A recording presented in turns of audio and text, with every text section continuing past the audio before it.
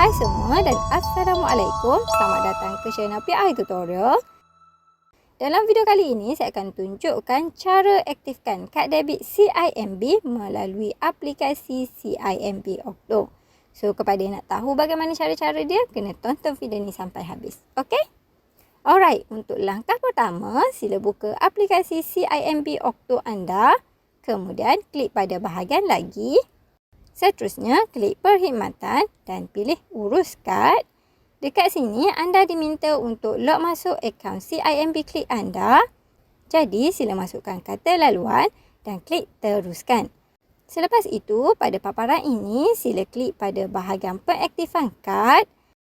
Dekat sini, anda kena klik pada bahagian nombor kad dan anda kena pastikan nombor kad yang dipaparkan adalah sama dengan nombor kad yang baru.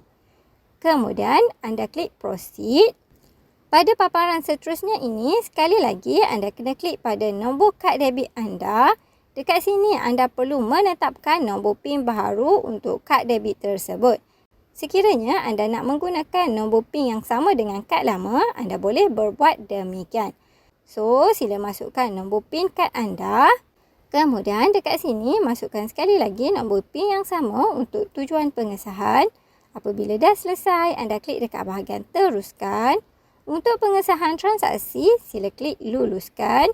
Dan tahniah, kad debit CIMB anda kini telah berjaya diaktifkan dan sedia untuk digunakan bagi tujuan pengeluaran ATM, pembelian di kedai serta perkhidmatan lain.